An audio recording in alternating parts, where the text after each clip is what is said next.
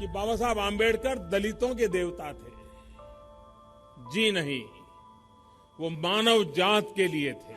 और मेरे जैसे अनेक लोग हैं जिनको बाबा साहब आम्बेडकर द्वारा दिए गए संविधान के कारण यहां तक आने का अवसर मिला है।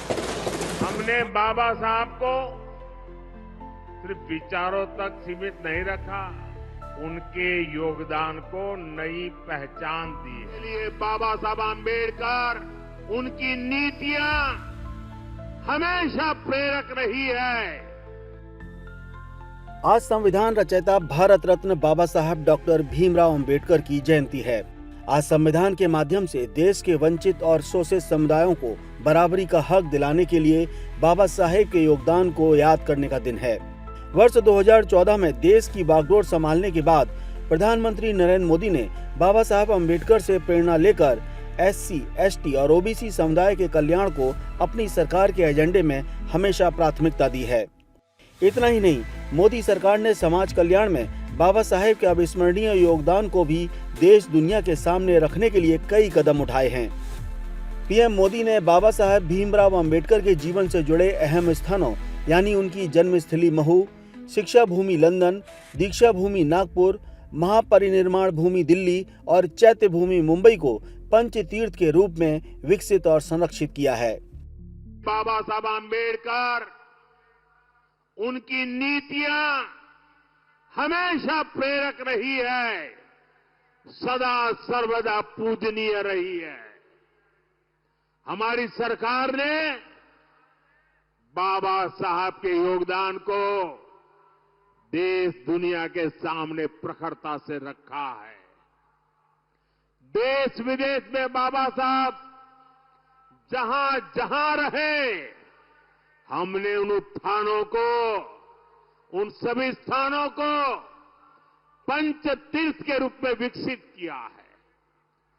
महू में उनका जन्म स्थान, नागपुर में दीक्षा भूमि, मुंबई की चैत्य भूमि, दिल्ली में जहां उन्होंने अपना अंतिम समय बिताया और लंदन में आम्बेडकर मेमोरियल होम, ये पंच तीर्थ आने वाली पीढ़ियों को प्रेरित करते रहेंगे।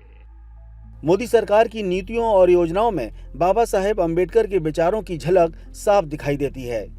बीते 10-11 वर्षों के दौरान प्रधानमंत्री मोदी के नेतृत्व में देश में जितनी भी योजनाएं शुरू की गई हैं, उनके केंद्र में कहीं न कहीं अनुसूचित जाति, अनुसूचित जनजाति और पिछड़े वर्गों के लोगों का सामाजिक व आर्थिक उत्थान रहा है। प्रधानमंत्री मोदी का मानना है कि इन समुदायों के विकास के बिना विकसित भारत के संकल्प को पूरा नहीं किया जा सकता है। हमने 2047 तक भारत को विकसित राष्ट्र बनाने के का जो संकल्प किया है, लक्ष्य रखा है, और जो वर्ग दशकों तक वंचित रहा, उसके विकास के बिना भारत विकसित नहीं हो सकता।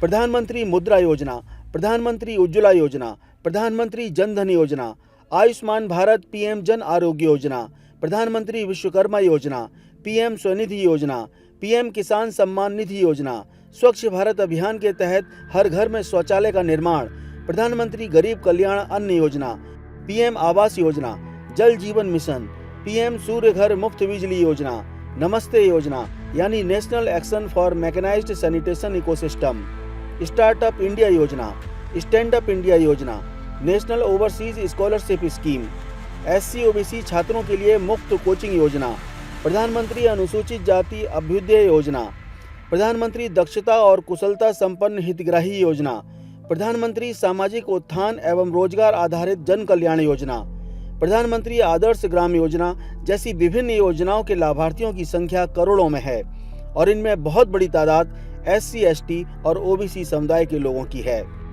अगर आज अच्छे घरों में गैस का चूल्हा होगा तो वंचित के घरे में भी गैस का चूल्हा होगा। अगर अच्छे अच्छे परिवारों के बैंक के खाते होंगे तो गरीब का, दलित का, पिछड़ों का, आदिवासी का, उसका भी बैंक खाता होगा।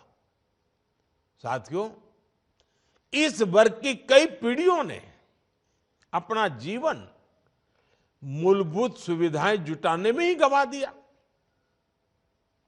2014 में हमारी सरकार ने सबका साथ सबका विकास के विजन के साथ काम करना शुरू किया। जिन लोगों ने सरकार से उम्मीद छोड़ दी थी,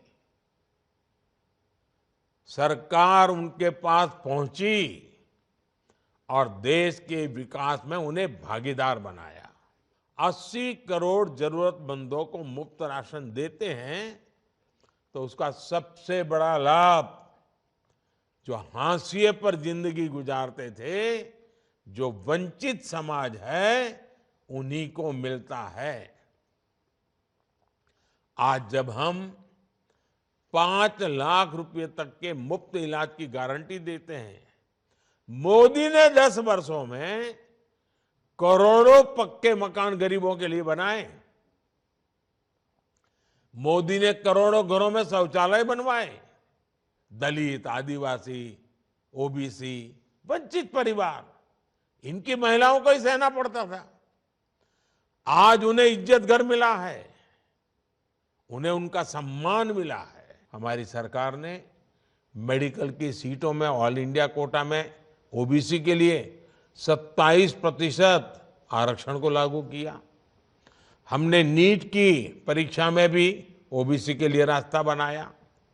वंचित समुदाय के जो बच्चे विदेश जाकर मास्टर और पीएचडी डिग्री हासिल करना चाहते हैं, उन्हें नेशनल ओवरसीज स्कॉलरशिप से मदद मिल रही है। मोदी सरकार की योजनाओं के आंकड़ों पर नजर डालें तो इन कल्याणकारी योजनाओं के सबसे बड़े लाभार्थी अगर कोई हैं तो वे यही वर्षों से वंचित और हाशिए पर पड़े वर्गों के लोग हैं। हमारी सरकार की गरीब कल्याण की योजनाओं का सबसे बड़ा लाभ